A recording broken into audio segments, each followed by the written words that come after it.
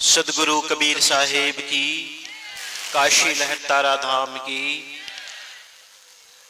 गुरु धनी धर्मदास साहेब की, आचार्य गद्दी खरसिया धाम की, पंत श्री हजूर साहेब की, सभी संत महापुरुषों की, सभी भक्त हंस जनों की,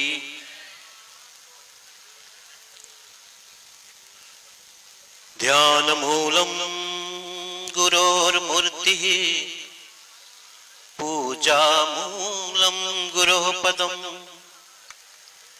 मंत्र मूलम गुरोर्वाक्यम मोक्ष मूलम गुरोः कृपा गुरुर्देवो गुरुर्धर्मो गुरुर्निष्ठा परं तपः गुरु ज्ञानात् परं नास्ति तस्मै श्री गुरवे नमः। तस्मै श्री गुरवे नमः।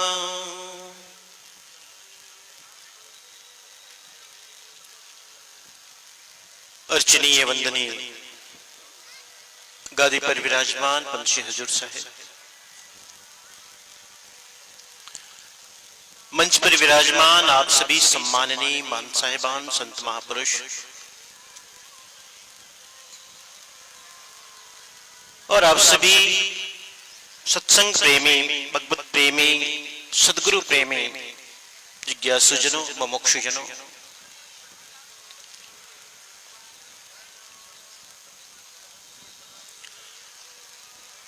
गुरु धनी धर्मदास साहब का एक सुंदर सा छोटा सा पद है।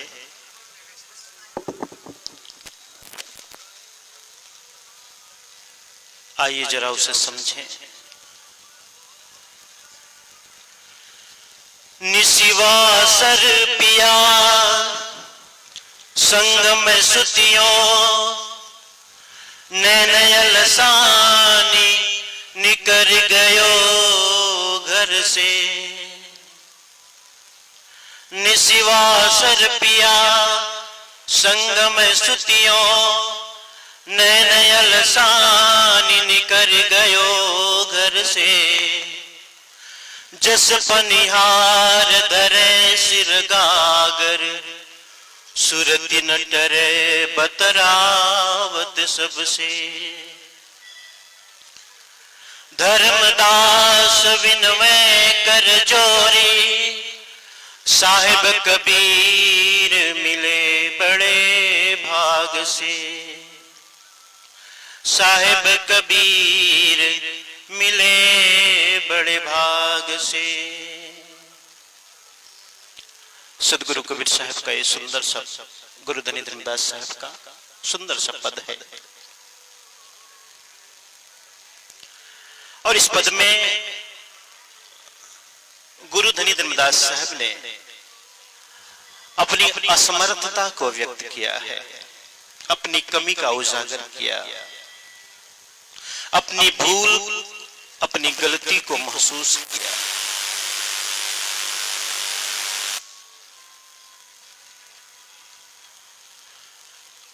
सदगुरु कबीर साहेब और गुरु धनी धर्मदास साहेब का जब मिलन हुआ मथुरा में,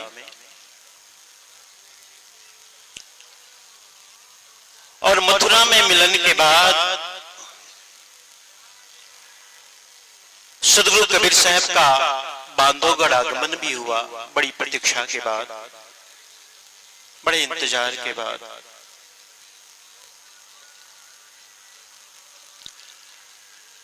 सदगुरु वहां बहुत दिन तक रहे भी।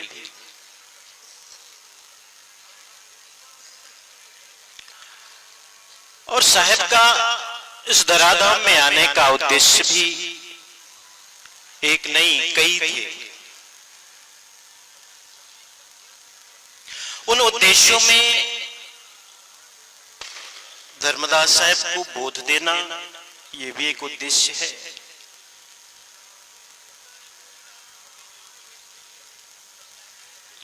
बांधवगढ़ में साहब रहते थे।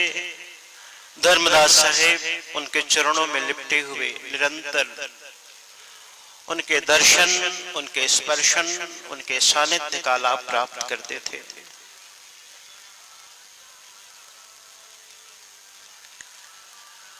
साहब वहां से प्रस्थान कर गए। ये बड़ा रूपक है, इसमें बड़ा संकेत है। ये मात्र उस प्रसंग का उल्लेख नहीं है जब सदगुरु कबीर साहब बांधवगढ़ से प्रस्थान कर गए। ये संकेत है जीव और शिव के मिलन का। ये संकेत है जीवात्मा और परमात्मा के बीच के मिलन का, कि परमात्मा तो सर्वत्र उपलब्ध है, लेकिन कहीं न कहीं हमसे त्रुटि हो जाती है, भूल हो जाती है। गुरु धनी धर्मदास साहब से कहते हैं, निशिवासर पिया संग में सुतियों, नैन अलसानी नैन अलसानी निकर गयो घर से। इच्छा तो थी,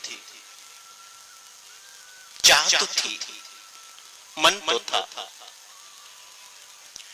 कि मैं निरंतर सदगुरु के साथ सोऊं। सोऊं का मतलब रहूं, क्योंकि हमारा जो अध्यात्म है सनातन धर्म का, उस अध्यात्म में परमात्मा को प्रेमी के रूप में और जीवात्मा को प्रेमिका के रूप में बहुत बार रूपक दिया गया। वहीं दूसरी परंपरा है सूफी परंपरा, कहते हैं वहां परमात्मा को प्रेमिका के रूप में, मासुका के रूप में और स्वयं को प्रेमी के रूप में व्यक्त करते हैं। इसलिए जितनी गजलें गाई जाती है, कव्वालियां गाई जाती हैं, वहां इस्लाम में उसका यही कारण है कि वहां स्वयं को प्रेमी और उसे प्रेमिका। तो जीवात्मा और परमात्मा का मिलन हुआ। उस जीवात्मा और परमात्मा के मिलन में जीवात्मा मानो ये पछतावा करती है कि निशिवासर पिया संग में सुतियों, नैन अलसानी निकरी गयो घर से। मन तो था, चाह तो थी, इच्छा तो थी कि मैं निरंतर अपने प्रिय के साथ, पिया के साथ रमण करूं, रहूं, लेकिन नैन अलसानी, थोड़ी सी नींद लग गई, थोड़ी सी तंद्रा आ गई, थोड़ी झपकी खा गई, और जब नींद टूटी, आंख खुली तो देखा पिया नहीं, चले गए, रुखसत कर गए।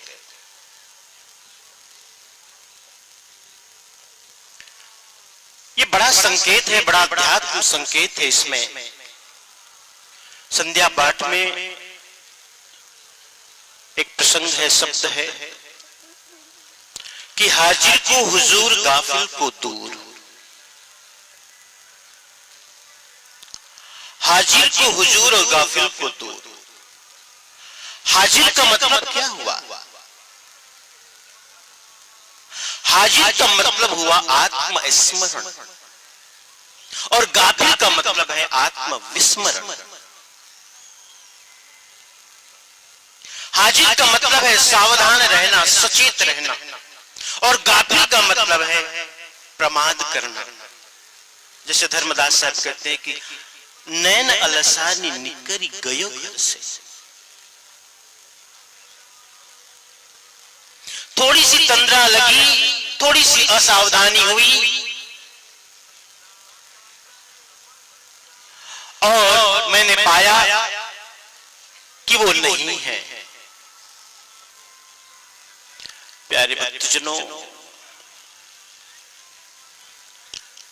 सदगुरु से प्रीति लगाना सरल नहीं है। सुरती का काम है निरंतर बहना बाहर की तरफ। सुरती फसी संसार में तासे परी गयो दूर, और सुरती बांध अस्थिर करो आपे हाल हुजूर। हमारी जो सुरती है संसार की तरफ निरंतर बहती है, बहती है, और इस बहती हुई सुरती से आत्म स्मरण हो पाना कठिन होता है, स्वयं को याद करना। और सुरती का मतलब ही होता है सावधान, सचेत, जागरण, सचेत रहना निरंतर। और सुरती ऐसी भी नहीं है कि कोई चेष्टा पूर्वक यह कार्य किया जाए, वो तो अचेष्ट है, अचेष्ट है, क्योंकि मन का स्वभाव है एक साथ दो कार्य नहीं कर सकता। लेकिन सुरति का मतलब है कि बिना चेष्टा किए उसका स्मरण ख्याल बना रहे, बोध बना रहे, ज्ञान बना रहे निरंतर। और पूरे अध्यात्म जगत में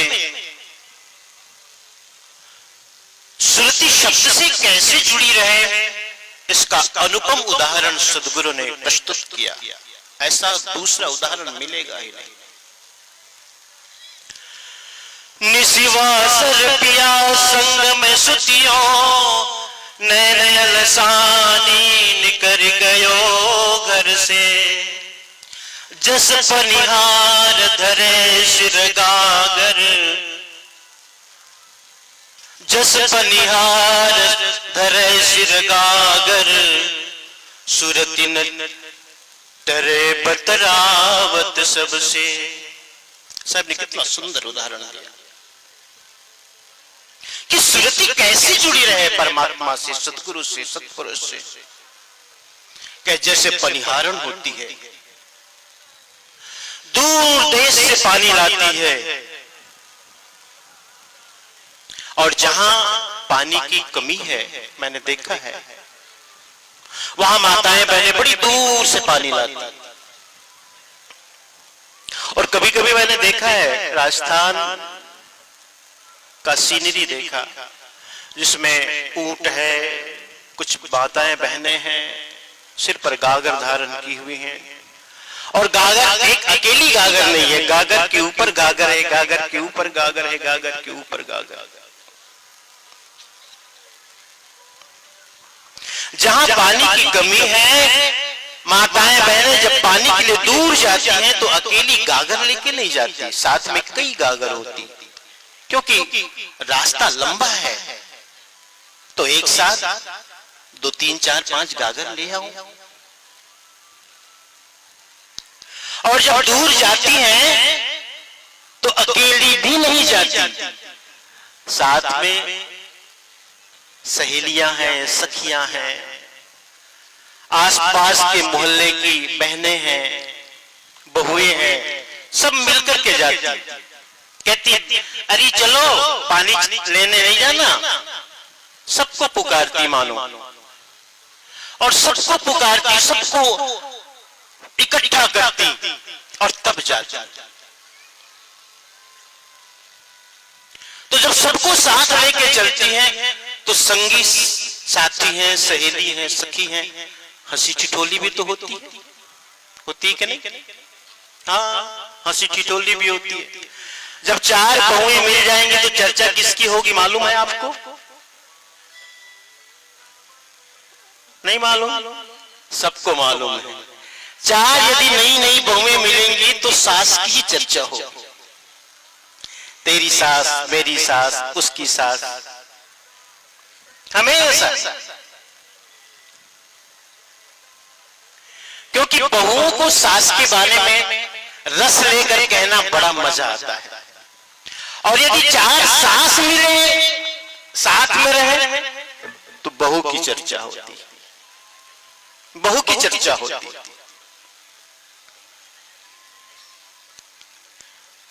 कभी कभी नारी स्वातंत्र की बात आती है तो मैं इस बात को अक्सर कहता हूं कि कहते आज के समय में नारी को स्वतंत्रता नहीं है, नारी नारी पुरुष जो हैं अपने नियंत्रण में रखे हैं, हा? और सच भी तो है। ये पूरा समाज पितृसत्तात्मक समाज, पितृसत्तात्मक, और ये मात्र भारत में नहीं, बाहर भी जहां खुला वातावरण है वहां भी है, यूरोप है, अमेरिका है, वहां भी जाओ वहां भी है, वहां भी पुरुष की प्रधानता है। तो जो चार सास मिल गई तो पूछने लगी, आपस में बात करने लगी कि देखो सास बहू और बेटी के बारे में क्या सोचते हैं, जरा आप सुनो ना ध्यान से। एक सास थी, उसने अपने बेटी की भी शादी की थी और बेटे की भी शादी की थी, बेटी और बेटा दोनों की शादी की थी। तो जब चार मिल गई तो यही चर्चा हुई, अरे तेरी बहू कैसी है, सेवा एवा करती कि नहीं करती। तो कहने लगी वो सास, इधर उधर देखी थोड़ा, अक्सर ऐसा होता है जब कोई शिकायत वाली बात होती है तो हम थोड़ा सावधान होकर के इधर उधर देखते हैं। देखने के बाद कहती है, अरे मत पूछ, एक काम नहीं करती, 8 बजे उठती है, सुबह 8 बजे उठती है, उसका पति है ना मेरा बेटा, वो तो बिल्कुल लट्टू हो गया है उस पर। शादी नहीं हुई थी तो माँ माँ माँ माँ करता था, अब तो माँ सुनने के लिए कान भी मानो मोहताज हो गया। हा? कोई कुछ भी नहीं करती, एक काम नहीं करती, कहां से आ गई। उसके बाद चार सास जो साथ में बैठी बूढ़ी बुजुर्ग, उसने बेटी के बारे में पूछा, बेटी कैसी है, जहां गई है, तो कहा ये तो बहुत सुंदर। अरे मेरा दामाद तो एक काम नहीं करने देता, सुबह उठ करके 8 बजे चाय ले आता है, उसकी घुमाने ले जाता है, सप्ताह में एक दिन रेस्टोरेंट में ले जाता है, बाहर आउटिंग। ऐसा दामाद तो सबको मिले। अब देखो चार सास जब मिलेंगी तो बहु बेटियों की चर्चा होगी। बहनें जब पानी के लिए जाती हैं तो चर्चा होती है, पानी भर के ला रही है। अब देखो पानी भर के लाने के बाद दृश्य क्या है, पानी भर के लाती है, गागर के ऊपर गागर, गागर के ऊपर गागर, गागर के ऊपर गागर, और हाथ में कभी कभी क्या होता है, कोई बच्चा साथ जाने की जिद भी करता है तो उसे भी सखी कह दी, अरे रख लेना, ले लेने गोद में, कहां रोता रहेगा, तो उसे एक हाथ में से रख भी लेती, बाएं हाथ हो या दाएं हाथ जैसे भी उसे रख लेती हैं। सिर के ऊपर कई गागर है, रास्ता कोई राजपथ नहीं है, गांव का रास्ता है, पगडंडी है, ऊंचा नीचा है, मेड़ है, खेत खलिहान है, हंसी ठिठोली है, और कोई और आते जाते मिल गए उनसे दो बात भी है, लेकिन सब करते हुए भी सिर के ऊपर जो उसने गागर धारण किया है, रखा है, वो गिरती नहीं है। सही है,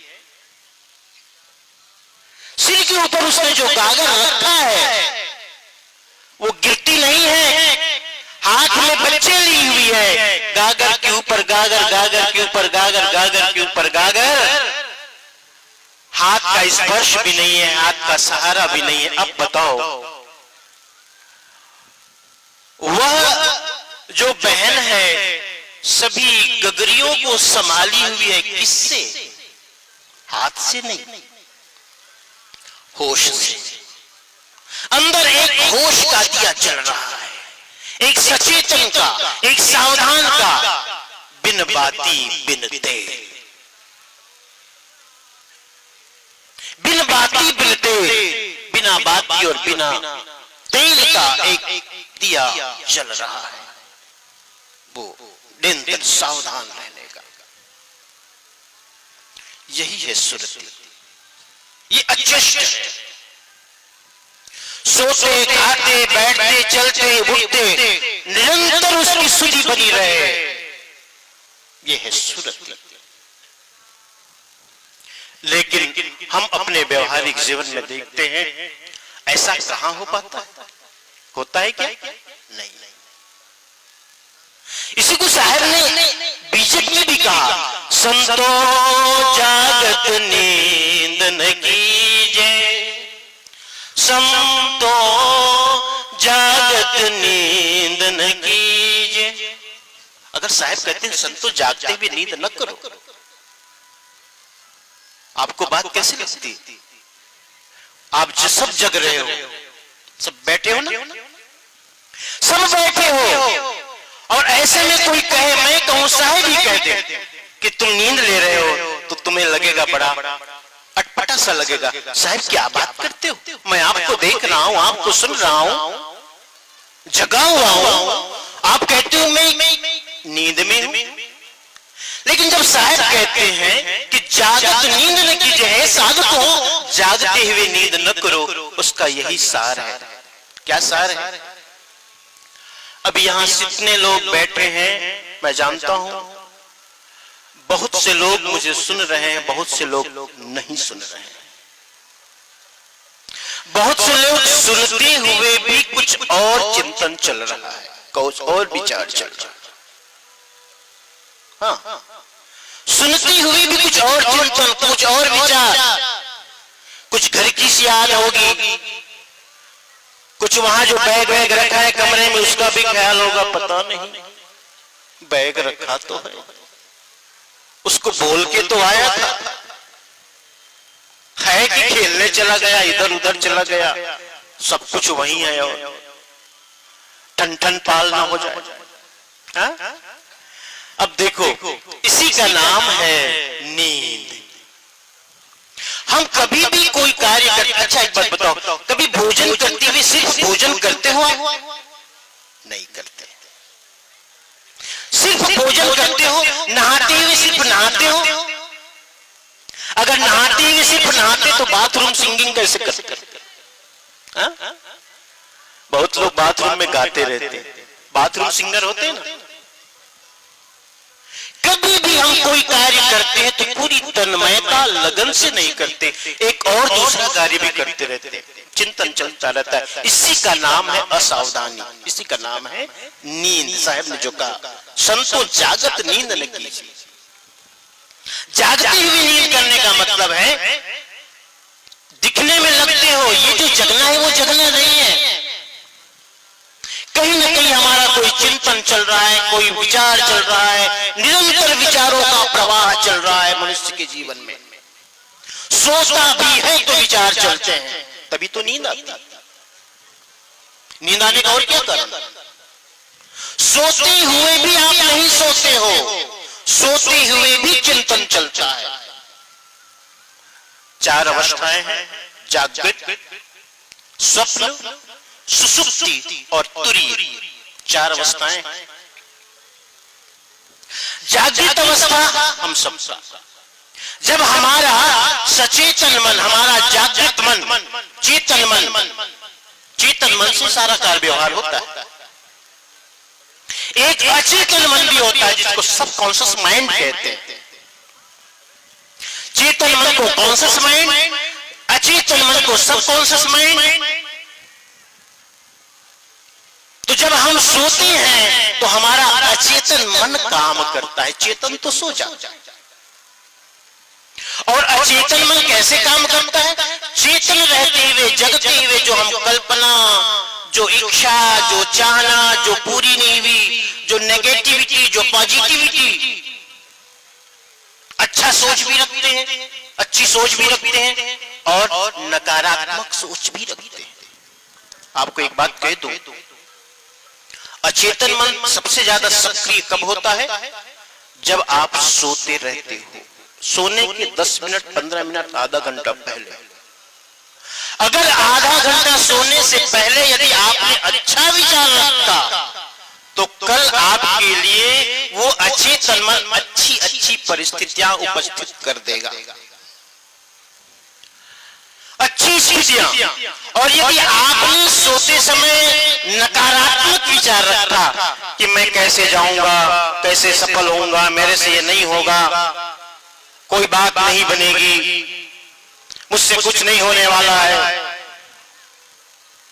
सबने साथ छोड़ दिया, कोई सहयोग नहीं कर रहा, ये भी नहीं, मेरा कोई नहीं, अगर इस तरह का नकारात्मक आप विचार रखते हो सोने के आधा घंटा पहले, तो दूसरे दिन आपको वैसी परिस्थितियां परोस देगा अचेतन मन। देखो कितनी बड़ी शक्ति है। तो अचेतन मन रात में जो सपना लाता है वो दिन का ही परिणाम है। कभी हम सोचते हैं कि साहब वो तो सपने में अजीब अजीब बातें आती, कभी देखा नहीं, ऐसा नहीं है। वो अचेतन मन सारा रिकॉर्ड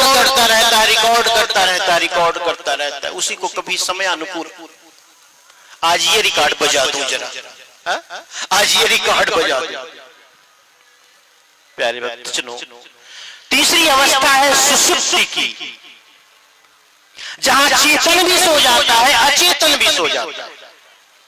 और चौथी अवस्था है तुरीय की, जहां चेतन भी सो जाता है, अचेतन भी सो जाता है, लेकिन फिर भी होश बना रहता है, फिर भी एक ख्याल, एक सुरती बनी रहती है। चारों में अंतर देखो। जागृत अवस्था वो अवस्था है जब चेतन मन कार्य करता है, अचेतन मन सोया हुआ है। स्वप्न अवस्था वो है जब चेतन सो गया, अचेतन जग रहा है। सुषुप्ति वो अवस्था है जब चेतन भी सो गया, अचेतन भी सो गया, लेकिन होश भी नहीं है। इसलिए कभी कभी बहुत मेहनत करो दिन में तो इतनी नींद आती तो आप कहते हो आज तो बहुत सोया, कुछ पता ही नहीं चला, पूरी रात एक नींद में बीत गई, वो सुषुप्ति है। लेकिन तुरीय का मतलब है जो चेतन भी सो जाए, अचेतन भी सो जाए, लेकिन ख्याल बना रहे। प्यारे भक्तजनों, तो साहब कहते हैं सुरती को संभालो, जागने की बात कहते हैं। उसका यही सार है कि हम निरंतर हमारी सुरती बनी रहे। बस उदाहरण से समझना, जैसे पनिहारन हाथों का सहारा न देती हुई भी गागर को संभाले रखती है, वो किस बात से संभाले रखती है, और इससे अच्छा उदाहरण क्या हो सकता है। उसी तरह हमारी सुरती सदगुरु से जुड़ी रहे, निरंतर, चेष्टा पूर्वक नहीं, ध्यान पूर्वक नहीं। हाँ, कभी भजन में बैठ गए तो सुरती जुड़ी हुई, लेकिन कहीं व्यवहार में गए फिर सुरती टूट गई, ये सुरती नहीं। इसलिए सुरती के बारे में कहा जाता है ये सुरती साधारण नहीं है, सरल नहीं है, हजारों भजनों का परिणाम सुरती है। जैसे हजारों पुष्पों का रस इत्र बनता है, ऐसे ही हजारों भजनों का परिणाम सुरती है। निरंतर जुड़ी रही। तो साहब का ये कथन, धर्मदास साहब का, कि मुझसे भूल हुई, मैं तो साहब के साथ ही थी, लेकिन मैं चूक गई, क्योंकि विषय प्रमाद में, जगत प्रपंच में मेरी सुरती संसार में उलझ गई, फंस गई, और मैं अपने पिए से दूर हो चली। धर्मदास विनम्र कर जोरी, साहिब कबीर मिले बड़े भाग्य से। देखो साहब ने अपने भाग्य को सहराया, गुरुधनी धर्मदास साहब ने, कि मैं कितना भाग्यशाली हूं, मुझे सदगुरु कबीर साहब जैसे समर्थ गुरु मिले। मेरा अहोभाग्य है, मैं धन्य भागी हूं। भटका बहुत, चला बहुत, देखा बहुत, घुमा बहुत, लेकिन यात्रा को विश्राम कब मिला, जब सदगुरु कबीर साहब जीवन में आए। तो प्यारे भक्तजनों, ये सदगुरु का, गुरुधनी धर्मदास साहब का सुंदर सा संदेश कि सुरती को संभालना है, सुरती को जगाना है, और सुरती को सदगुरु परमात्मा से जोड़े रहने की युक्ति अपनानी है। और इसके लिए साधन, भजन, सुमरन, जीवन के लिए एक धन है, एक संपदा है। एक छोटी सी बात व्यवहार की ओर भी,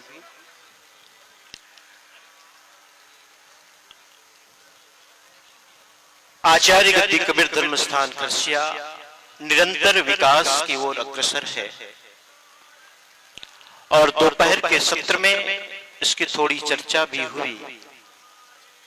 एक बात आप ख्याल में रखना, आपसे कोई जलता है, ईर्ष्या रखता है, तो इसका मतलब यह मत समझना कि आप गलत हो, आप सही रास्ते पर हो, आपका रास्ता ठीक है।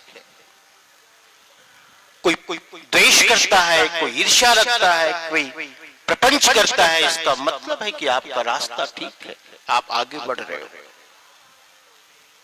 और आचार्य गद्दी खरसिया सदगुरु की प्राकट्य भूमि लहरतारा धाम निरंतर अग्रसर है। प्रचार का क्षेत्र हो, विकास का क्षेत्र हो, आप सोचो इस काशी में अनेकों आश्रम है, अनेकों आश्रम, लेकिन यदि सेवा हो रही है तो मात्र काशी लहरतारा धाम प्राकट्य धाम है और कहीं नहीं। सब दरवाजे बंद हैं, सब दरवाजे बंद। और जो सेवा से विमुख हो गए उसे गिरना तय, बता दो। जो सेवा, जो संस्था सेवा से गिरी उसका गिरना तयशुदा है। तो इतना बड़ा कार्य लहरतारा धाम आचार्य गद्दी खरसिया की तरफ से हो रहा है। आपको स्मरण है कि हमारे आचार्य गुरुजनों ने शून्य से शिखर की यात्रा की, फर्श से अर्श तक की यात्रा की। क्या था बताओ? पूज्य गुरुदेव पंछी हजूर उदित नाम साहब कभी कभी कहते थे, जब हम लोग छोटे थे तो, बच्चे थे तो, अरे अभी गरीबी है, अभी ये सुविधा है, पैसे आएंगे, लक्ष्मी आएगी, तुम गिन न पाओगे, रख न पाओगे, साहब कहते थे। देखो उन महापुरुषों की बात सच साबित हो रही है, क्योंकि आपसे मिल रहा है तभी विकास हो रहा है, ये तो सत्य है। अर्थशास्त्र का नियम है, आएगा तभी खर्च होगा। खर्च ऐसे कैसे हो जाए? आता है तभी खर्च होता है। अब आने के लिए आप उधार कर्ज जो भी ले वो अलग बात है, स्रोत कोई भी हो सकता है, मैं वहां को बात नहीं कहता, लेकिन आवक होगा तभी व्यय होगा। तो ये जो भी निर्माण हो रहा है इसमें आपकी बहुत बड़ी भागीदारी है। गौशाला है, वहां भी गायें हैं, गायें आश्रम की शोभा होती हैं और सनातन धर्म में गौ की बड़ी महिमा है। माँ के बाद कोई दूसरा, उसका माँ के बाद कोई किसी का स्थान है तो वो गौ माता का है। कि अगर यदि हमारा पोषण माँ के दूध से नहीं हो पाता है बच्चे शैशवावस्था में, तो गौ माता के दूध से हमारा पोषण हो जाता है। तो माँ का ही दूसरा रूप। सत्यनाम बंदगी साहेब।